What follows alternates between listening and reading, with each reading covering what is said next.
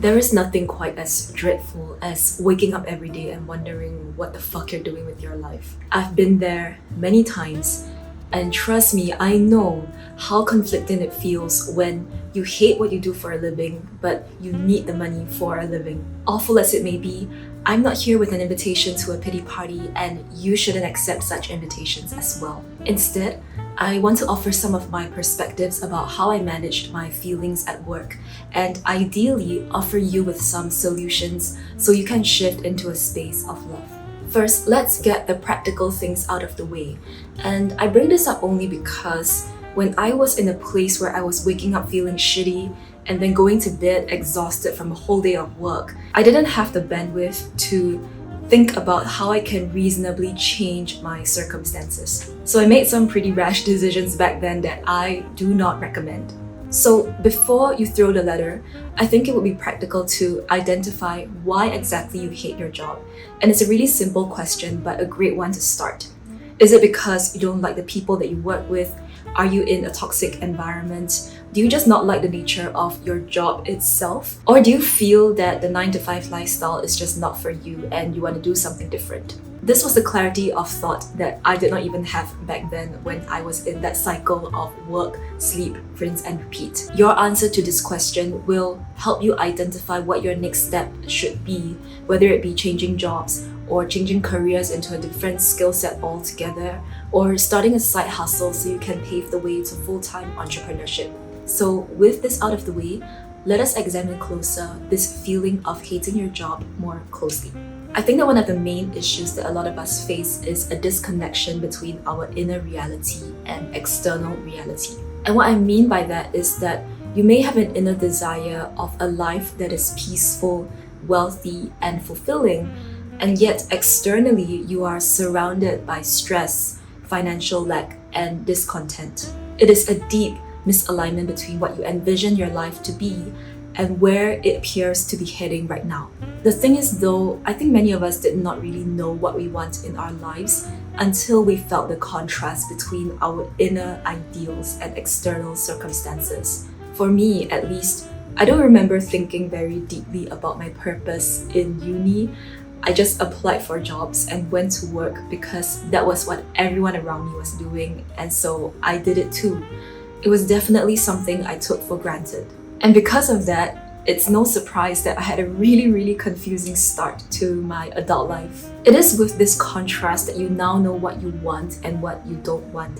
And I think you can consider this as a blessing in disguise. You now know that working in a high-stress environment is not for you, or that struggling with financial lack is not something you want in your reality for the rest of your life. And you wouldn't have known these things without experiencing first the contrast. This brings me to my next point, and that is to stop blaming yourself and others for your current circumstances. I don't know why or how you are in the place that you're at, and I do not know what is your current situation. What I do know is that when I blame others or myself for the outcomes in my life, it only makes me feel worse, and it makes the wounds of anger and hatred grow deeper.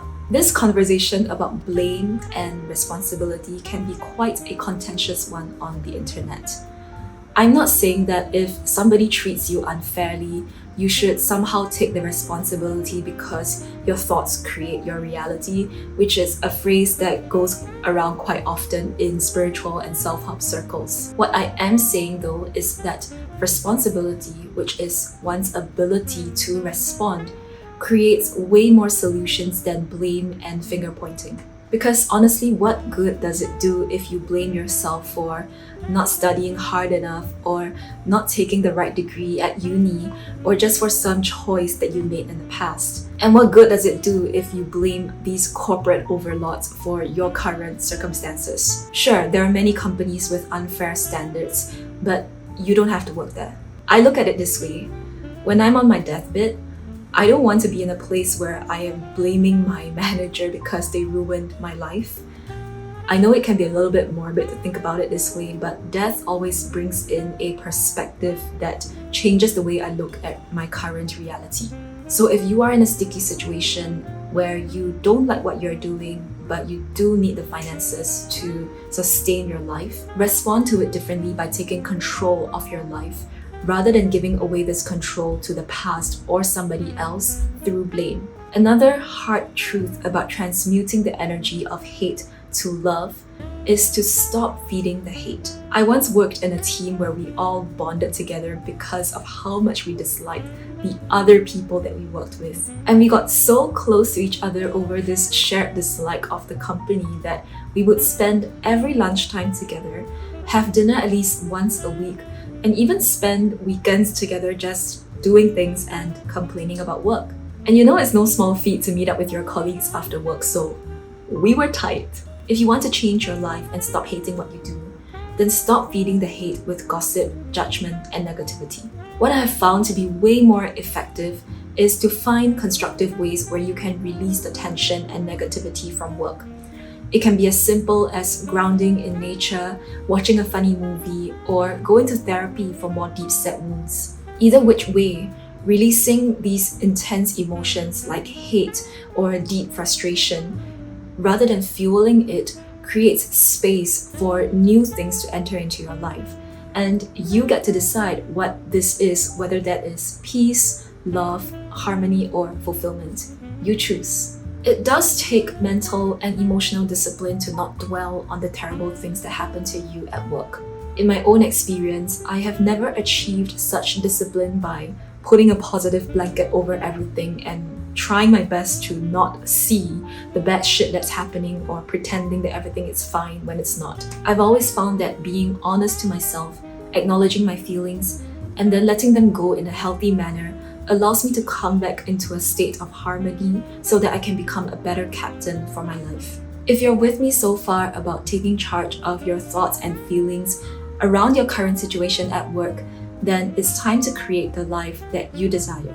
My spiritual teacher once told me that we manifest the most powerfully in the now, not from the past and not in the future. What that means is that if you desire more work-life balance, then do the things now to set healthy boundaries with work and nurture your personal interests outside of those work hours. You may not achieve immediately the ideal ratio of work and life that you want to have, but taking the action steps of what you would do in your dream life is what creates it. It can be hard for a lot of us to simply imagine that loving what we do for work and even loving our lives is something possible, especially if you've been in a shitty situation for a long time and if everyone around you is also going through a similar reality. I know that is the case for me.